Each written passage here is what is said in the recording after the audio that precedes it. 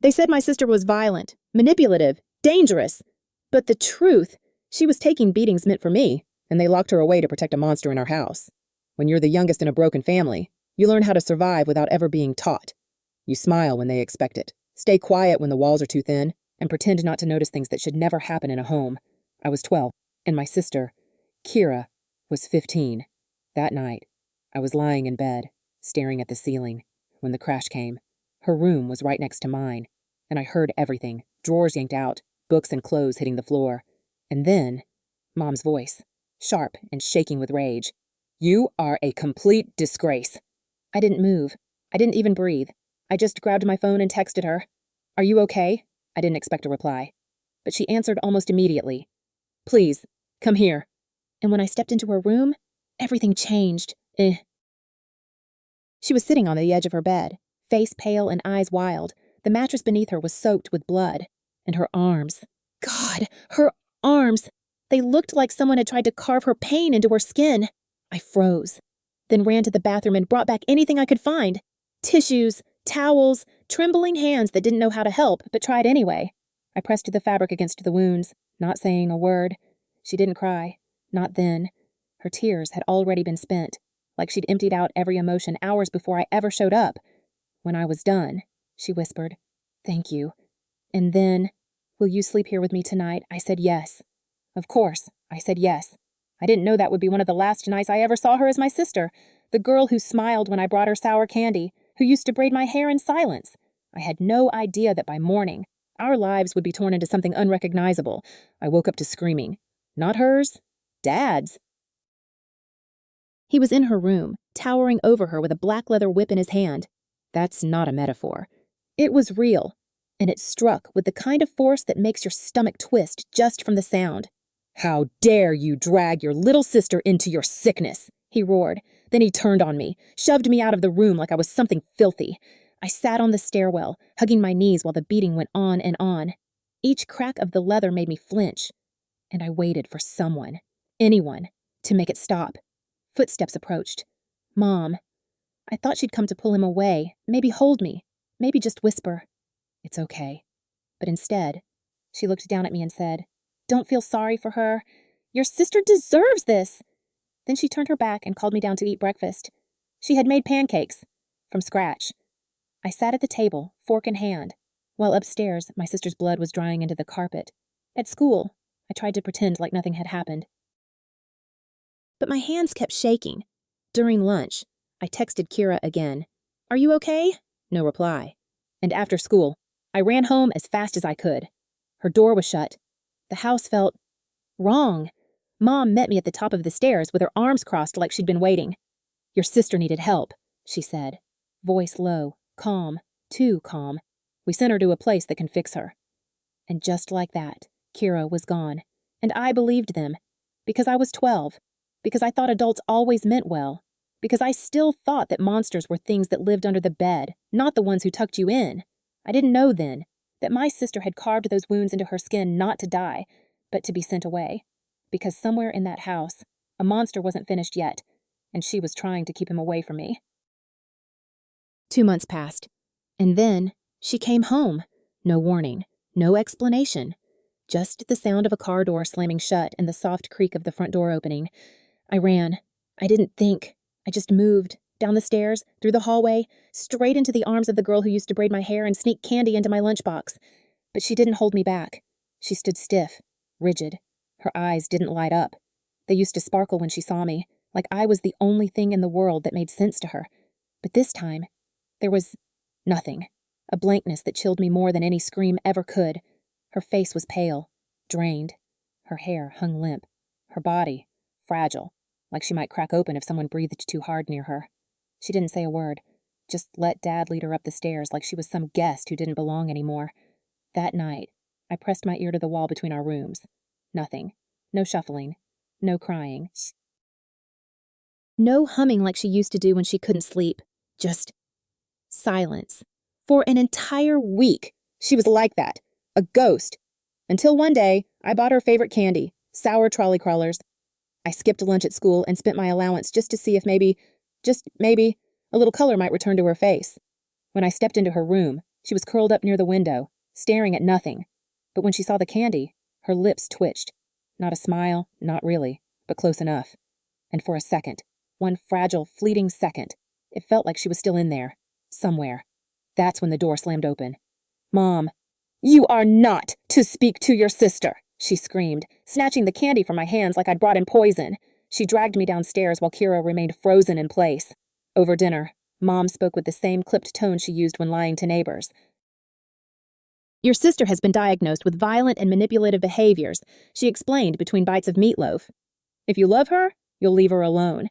And just like that, they rewrote her story.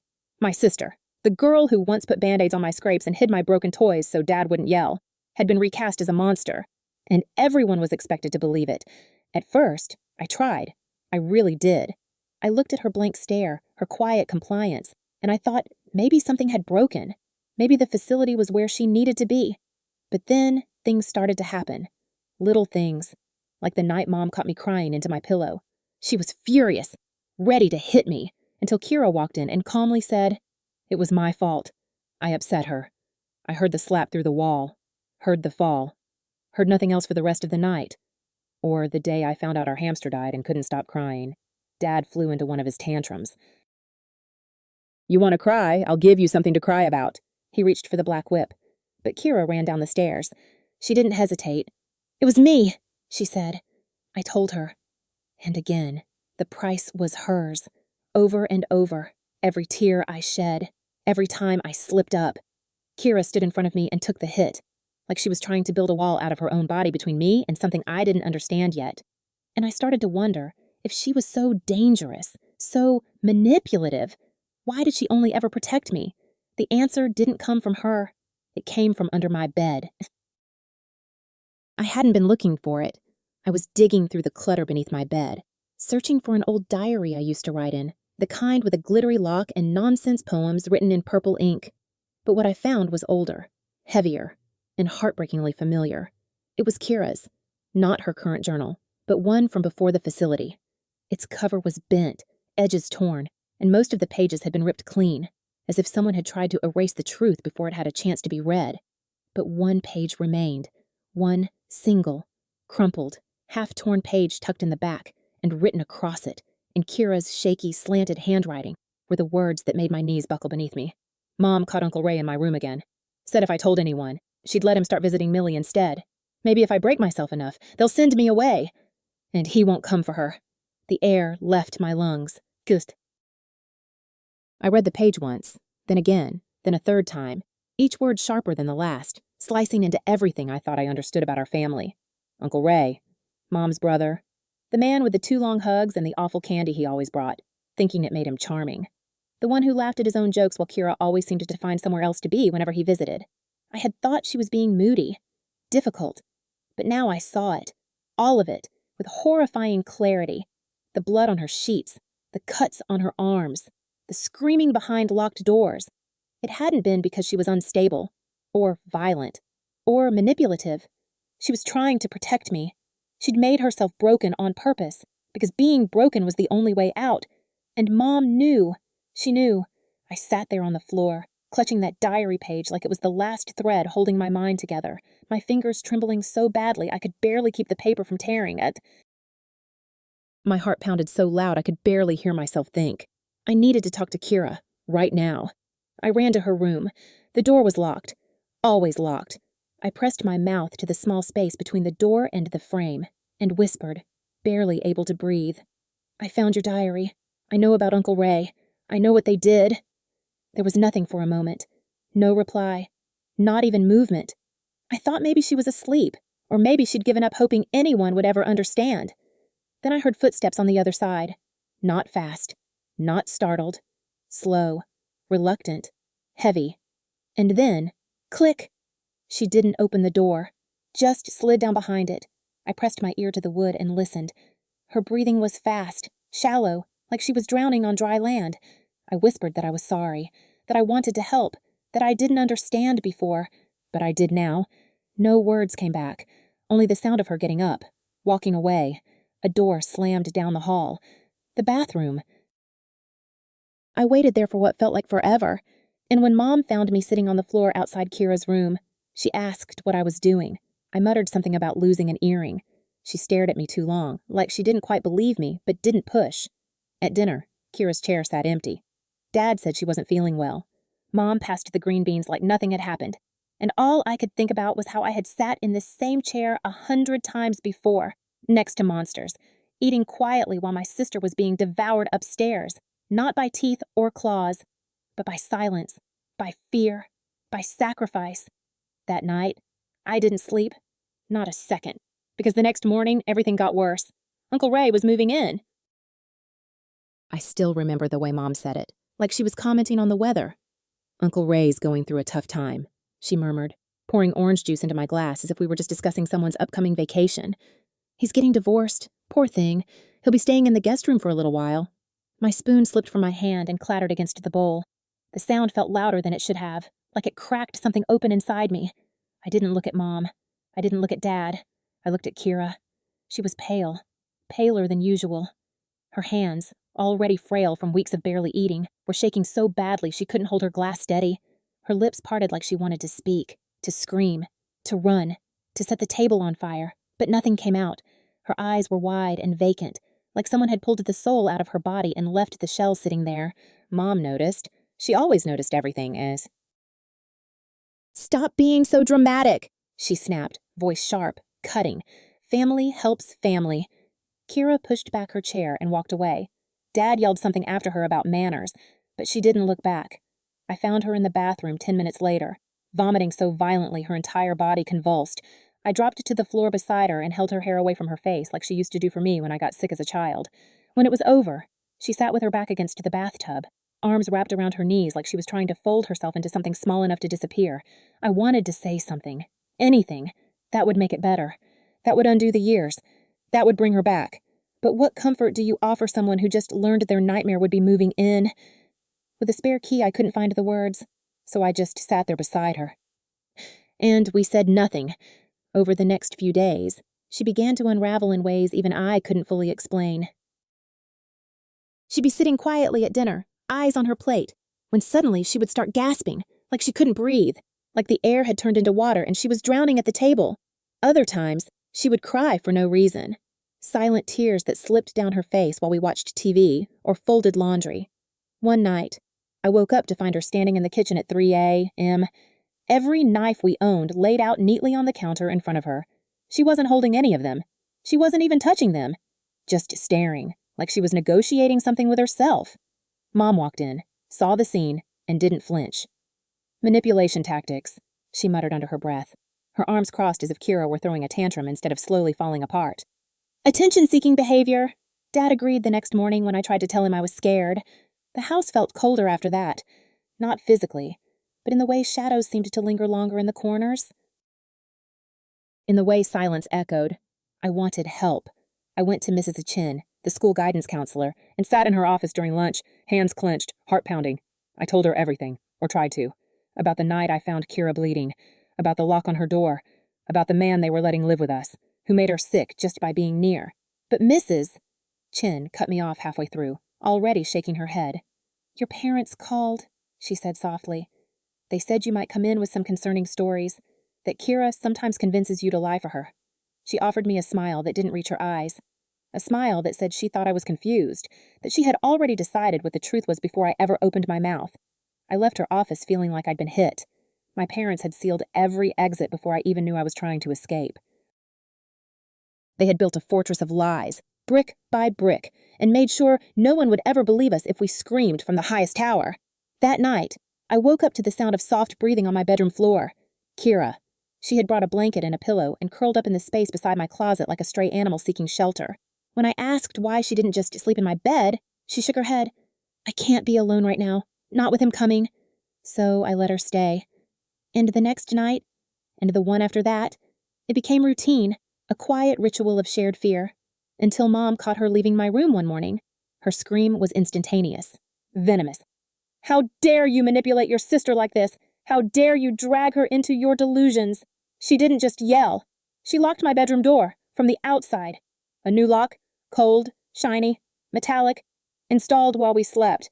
She said it was for my protection, to keep Kira out, But I knew the truth. That lock wasn't for me.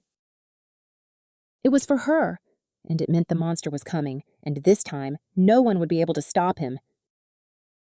Uncle Ray moved in on a Tuesday. He arrived with 2 suitcases, a crooked smile, and that familiar stale scent of cigarettes masked by mint, the kind that never fooled anyone. He greeted me first, like always, with a hug that lasted too long and lingered in all the wrong places. At dinner, he sat beside me. His knee touched mine under the table, brushing gently every time I shifted away, only for him to, accidentally, shift closer. He made jokes that only he laughed at, and every time he touched his glass or reached for the salt, Kira's eyes flinched in his direction like a bomb-sniffing dog sensing gunpowder. She didn't touch her food. She didn't speak. She watched, not like a sister watching her family eat, but like a guard watching a predator circle its prey. When he offered to help me with homework the next evening, I didn't know how to say no. Not with Mom beaming across the room like this was some perfect family sitcom. So I sat at the kitchen table, struggling through equations, and he pulled up a chair beside me, way too close. He'd barely opened his mouth when the pounding started upstairs. It wasn't a door knock. It was fists, over and over, hammering into the wood like thunder trying to break through a sky that wouldn't listen. Kira, locked in her room, screaming like her lungs would tear apart. "Get away from her!" she shrieked. "Get him away from her!" The walls shook with it. Mom ran upstairs. Dad followed, belt already in hand. I sat frozen, the pencil slipping from my fingers. Uncle Ray placed a hand on my shoulder, his fingers pressing down just hard enough to make it feel like ownership. "Teenage girls," he said, chuckling, always making a scene. His breath smelled like coffee gone sour. I told him I needed the bathroom. The moment I shut the door behind me, I threw up. The bile burned coming up, but it was the shame that stayed, crawling under my skin like insects. Shame that I hadn't screamed with her, that I hadn't grabbed a knife, that I hadn't told him to never touch me again. After that night, the tension grew unbearable. Uncle Ray found more reasons to be near me. He offered to drive me places. I said I preferred the bus. He brought home snacks he said I liked. I lied and said I was allergic. He stood in doorways too long, stared too hard, smiled too much. And Kira, God, Kira began to lose what little she had left. She broke a window trying to escape from her locked room. Shards of glass fell like frozen rain onto the porch below. She stopped eating again. Once, I found her trying to dig through the drywall with a spoon. Every time he came close to me, she reacted like someone had lit her soul on fire. And every time, they punished her. They called it discipline. They called it correction. But it was destruction. They took everything from her phone, her books, even her bed sheets. They put bars on her window like a prison. Her room turned into a cold, hollow box. And still, she fought. Still, she found ways. Notes stuffed in my backpack. Don't ever be alone with him. A whistle hidden in my pencil case. Blow it if he touches you. Emergency numbers scribbled on scraps of paper and tucked into the soles of my shoes. Even from behind locked doors, even with nothing left, she still tried to protect me. Then, one night, I found something she hadn't meant for me to find. Not yet. Not until it was the last option. A small old flip phone, tucked deep inside a tampon box beneath the bathroom sink. Taped shut. Hidden like a secret no one was ever meant to uncover. My fingers trembled as I peeled away the layers. Inside, dozens of audio files.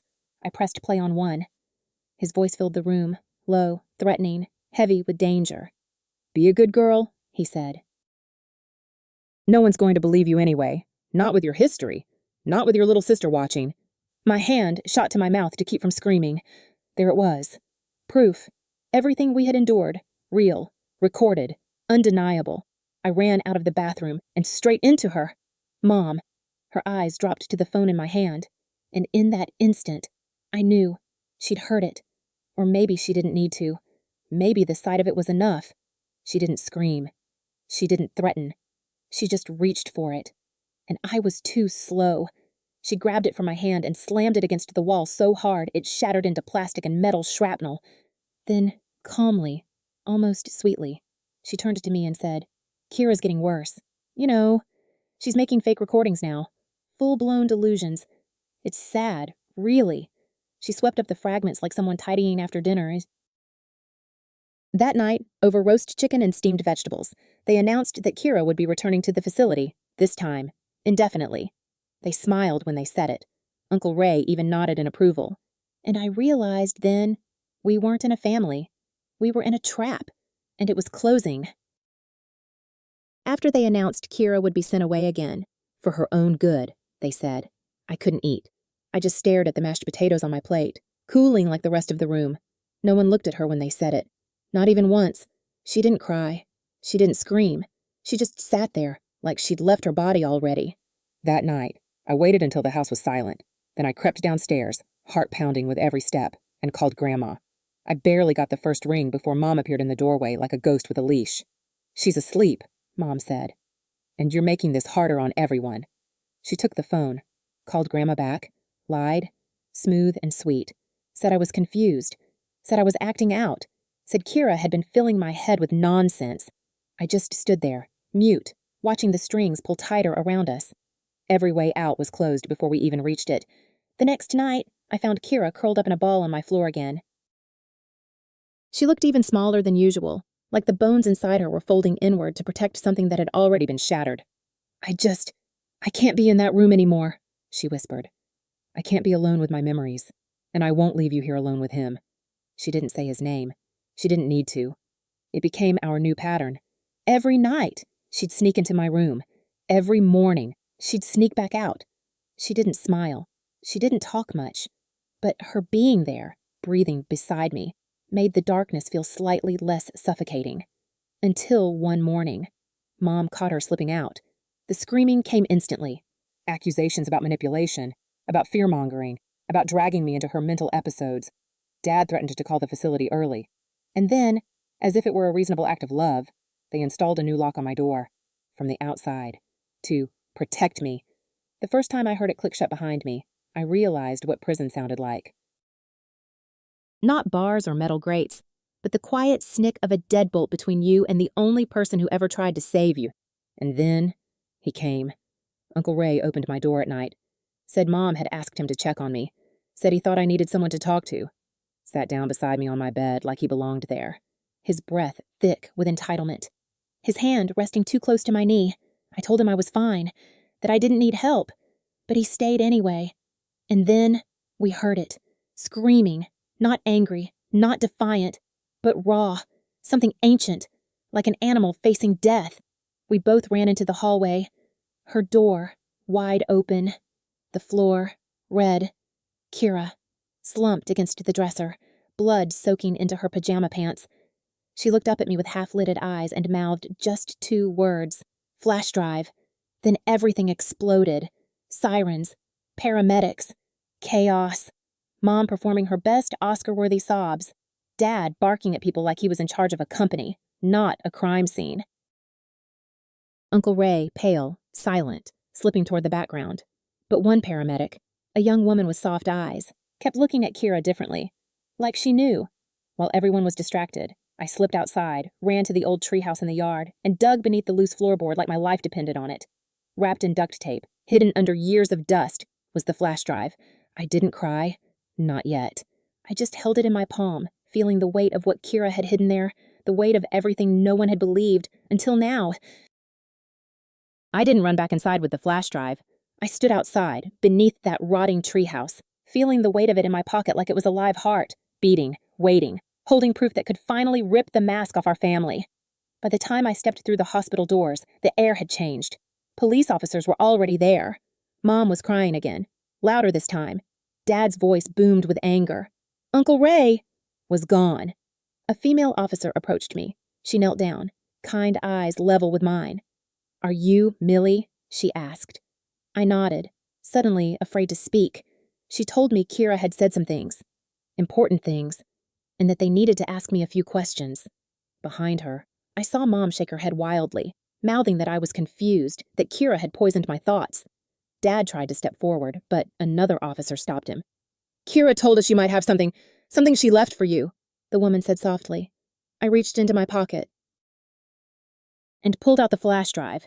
The moment I placed it in her hand, I felt something loosen inside me, something heavy, something that had been pushing against my ribs for years. It wasn't gone, but it shifted. It cracked. They took me to the station, away from my parents, away from the performance. In a room that smelled like coffee and cold air, I told them everything. My voice trembled at first, but the more I spoke, the clearer I became. About the beatings, the lock, the notes Kira left in my shoes, the whistle, the fake diagnosis, the phone, the recordings, the threats, the betrayal. I watched the detective's face shift, not in disbelief, but in that way people do when truth is heavier than they expected. And when I finished, she said the words I'd never thought I'd hear from an adult. I believe you. Later, I would learn what had happened during the ambulance ride. Kira had been waiting for that moment, that narrow, fragile window where she would finally be alone with someone who could help. No mom, no dad, no Uncle Ray, just a paramedic trained in trauma. A woman who knew how to listen between the lines. Kira told her everything. She named names, dates, described recordings. And she told her, "There's a flash drive. It's in the treehouse. My sister will find it." The paramedic didn't just believe her. She acted. By the time we reached the hospital, the police were already on their way.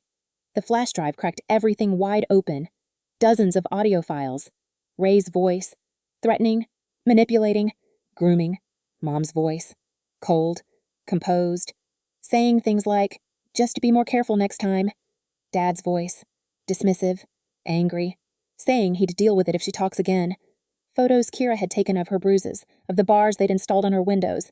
Emails between my parents and the facility. Payments, requests for aggressive isolation therapy. The language so calm, so clinical, so evil. Ray was found 2 towns over, hiding in a motel with his car packed. He was arrested.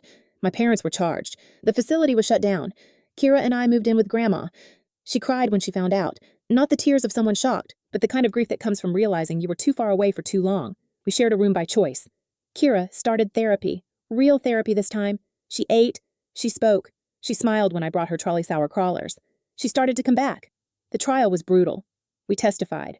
We sat across from people who used to be our parents and told the truth. Every detail, every memory, every horror. Some family turned against us. Others came forward with quiet confessions, suspicions they never voiced, things they should have asked. Ray was sentenced to 25 years.